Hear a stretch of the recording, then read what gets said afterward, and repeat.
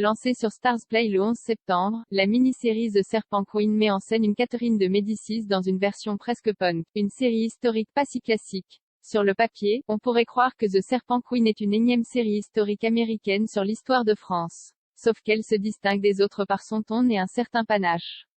Rencontre avec Justin Haidt, le créateur de la série et les deux actrices qui jouent la méchante Catherine jeune et adulte, Liv Hill et Samantha Morton. Allociné, Justin, qu'est-ce qui vous a poussé à écrire cette série?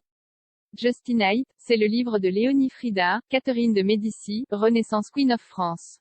J'ai vu en elle une femme ultra-moderne. Une femme de pouvoir comme on peut en voir de plus en plus aujourd'hui. À l'époque, elle a mené tellement de combats pour survivre et protéger ses enfants qui ont régné sur la France. Et puis, c'est une anti-héroïne. C'est un peu la Tony Soprano ou la Michael Corleone au féminin. Elle était vraiment prête à tout pour survivre. Je la trouve fascinante et je voulais donner vie à son histoire sur l'écran.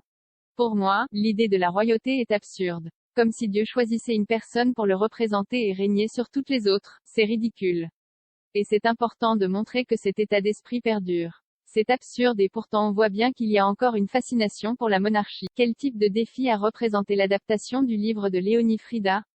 Justin Haidt, c'est un livre tellement riche en détails et en informations. Il fait presque 500 pages et c'est une œuvre magistrale. Donc il m'a fallu prendre quelques libertés pour dramatiser ce contenu tout en restant fidèle aux événements historiques qui ont bien eu lieu. C'était important pour moi de respecter l'histoire de France et d'honorer cette grande femme, qu'on l'aime ou pas. L'épopée de Catherine est incroyable, de ses 14 ans, venant d'Italie et devant épouser le roi de France, Henri II, et jusqu'à sa mort à l'âge de 69 ans. Quelle vie, une vie qui l'a fait régner sur la France, à travers ses fils, pendant presque 40 ans. C'est incroyable ce destin, même si elle s'est crue damnée par moments, notamment parce qu'elle a eu du mal à enfanter.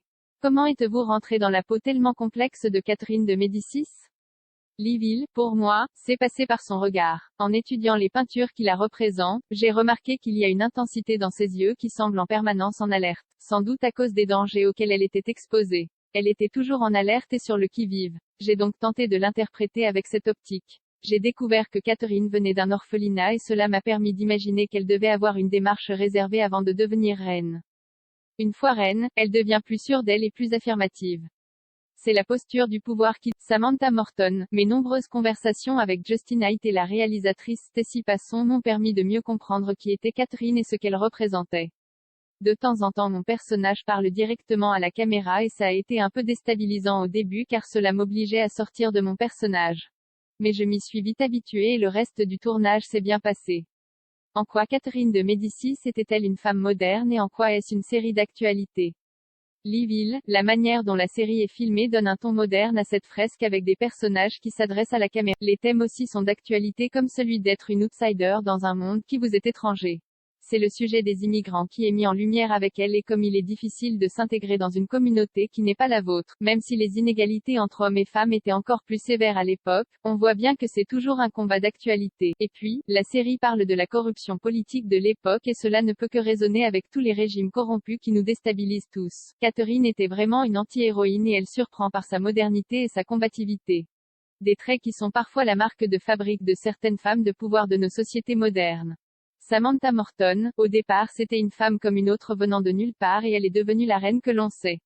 Elle s'est efforcée de faire la paix et de donner un maximum de stabilité à son royaume. C'est une femme forte comme on en trouve aujourd'hui en politique. En ce sens c'est une femme moderne et en avance sur son temps. Car à cette période de l'histoire les femmes n'étaient en aucun cas l'égale de l'homme et elles n'avaient aucun droit.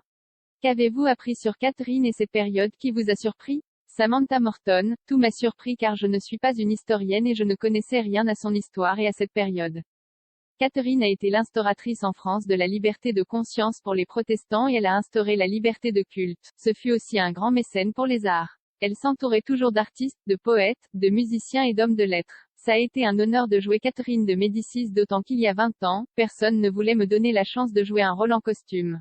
Certains me trouvaient trop classe moyenne. Eh bien, regardez-moi maintenant, je suis la reine de France.